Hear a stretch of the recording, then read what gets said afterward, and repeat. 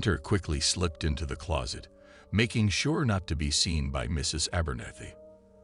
The space was tight and filled with old textbooks and outdated curriculums, making it even more claustrophobic.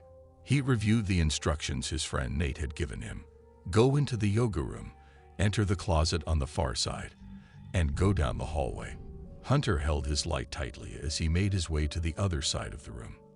As he walked through the cluttered hallway, he couldn't shake off the fear. The abandoned and dusty school supplies looked dark and ominous in the dim light.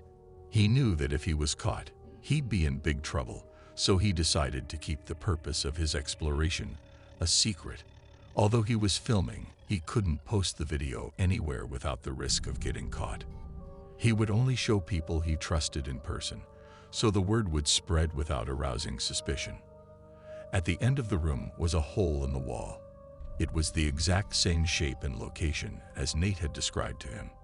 The dirt tunnel awaited him on the other side of the irregular opening, barely large enough for him to crawl through.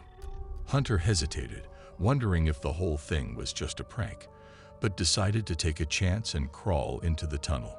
Not knowing which way to turn, he decided to take a left and start exploring.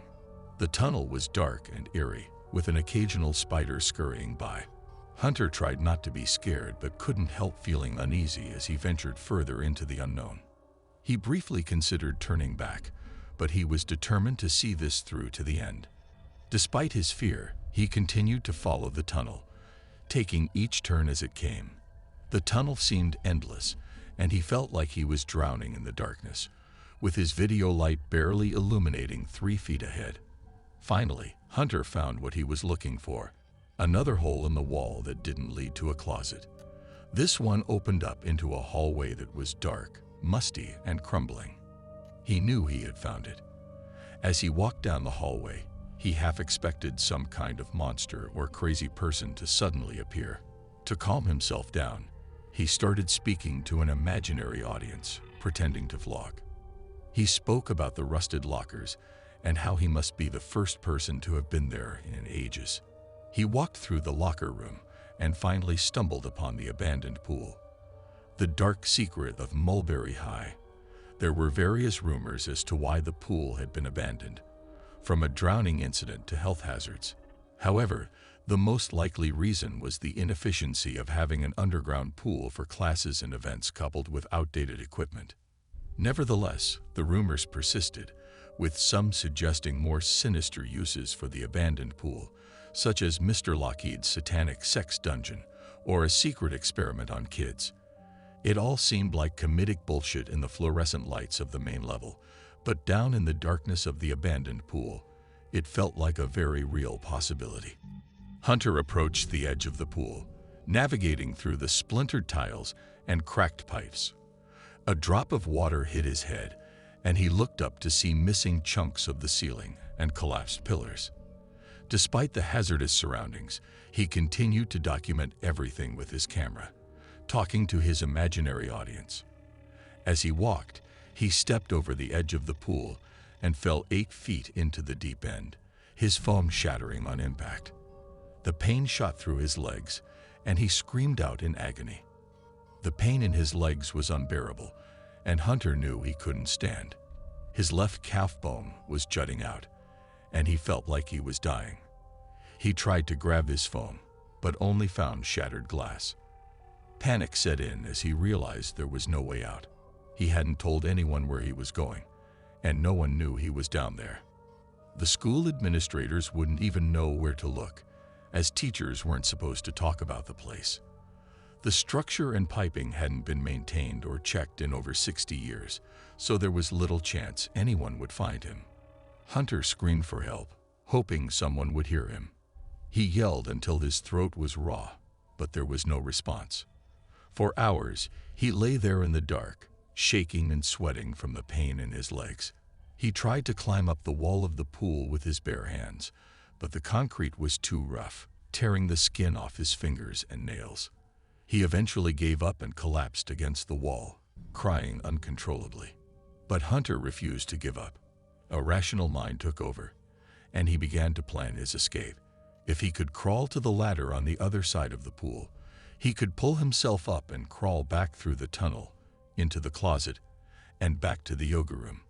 It was a long shot, but he was motivated by the fear of dying alone in the darkness. Despite his dehydration and loss of blood, he was determined to make it out alive. He began to crawl, pulling himself forward with his arms, inch by agonizing inch. Hunter slowly crawled his way towards the shallow end of the pool, using his arms and what little control he had over his hips and legs to painfully drag himself forward. Eventually, he reached the opposite wall and remembered that the ladder was on the left side.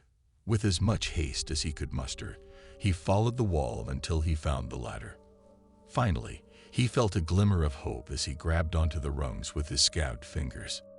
Despite not being great at pull-ups, the fear of dying in the darkness gave Hunter newfound strength. He clasped onto the second-to-last rung, nearly free. He didn't think about the journey after. He focused solely on getting out alive, one step at a time. The metal bar crumbled under my weight, and I fell hard on my back, tumbling down the pool. I knew instantly that something was wrong as the pain came over me in waves. I couldn't breathe, and my head throbbed. I lay there for what felt like hours, too hurt and scared to move. I played through scenarios in my head, hoping someone would come and find me. Maybe the maintenance workers or another student like me. I even imagined Mr. Lockheed, the school principal, discovering me. But as time passed, my hope died and despair took its place. Face to face with death, I went over the moments of my life. From my childhood to now, I laughed at some of my funniest memories, but quickly grew sad as I thought about my parents. It hurt me to think that they wouldn't even know where I was for a long time, making it even harder for them.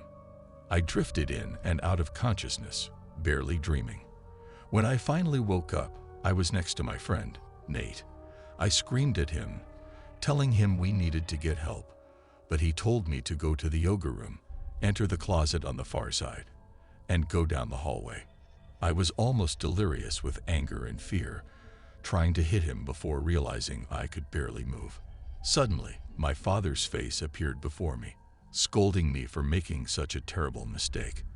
I cried and then saw the faces of my friends and enemies, all talking to me. After what felt like an eternity, I decided to crawl to the other side of the pool, hoping to reach the ladder. It was a grueling journey, and every inch seemed to take hours, but I kept going, fueled by my determination to survive. At last, I grabbed onto the ladder and pulled myself up, my entire body aching. I pushed myself forward, ignoring the pain and willing myself to escape, and eventually I did. He couldn't hear the voices anymore, but his mind conjured up an unlikely savior. Lynn. He stared into her eyes and felt a sense of peace wash over him. She stroked his face and giggled, making him feel like everything would be all right. He started talking to the hallucination, explaining how he had found himself in this precarious situation. He had always harbored feelings for Lynn, but had never had the courage to make a move. Now, it seemed that fate had brought them together, even if it was only in his mind. As he talked to the phantom Lynn, he felt his body weakening. The injuries had caught up with him, and he was slowly succumbing to internal bleeding. He was no longer thirsty, but felt parched, and his temperature was dropping rapidly. Despite his pain, he remained focused on Lynn, the one person who had always made him feel better. He wished he could hold her in his arms, but he knew it was impossible. So he closed his eyes and imagined her there with him, holding him as he took his last breath. As the life drained from his body, his hallucination of Lynn faded away. He was left alone with his pain and terror. He thrashed around, trying to find a way out of this nightmare, but it was too late. He finally fell unconscious and died without any peace. His last moments were filled with raw fear. Days later, the news of his death spread through the school. The police found his body at the abandoned pool, and rumors started to circulate about what had happened to him. The school administration sealed the area and expelled anyone caught trespassing. They didn't want a repeat of this tragedy. One of his classmates who had texted him the year before expressed regret for not getting to know him better. She remembered how he had seemed strange when she was around, but she wished she could have helped him in some way. It was a sad ending for a life cut short, and his classmates were left to wonder what had driven him to his death. Many of the details are taken from real life. There is a tunnel system under one of the schools, which can be accessed from a toilet in a yoga class and an abandoned underground pool.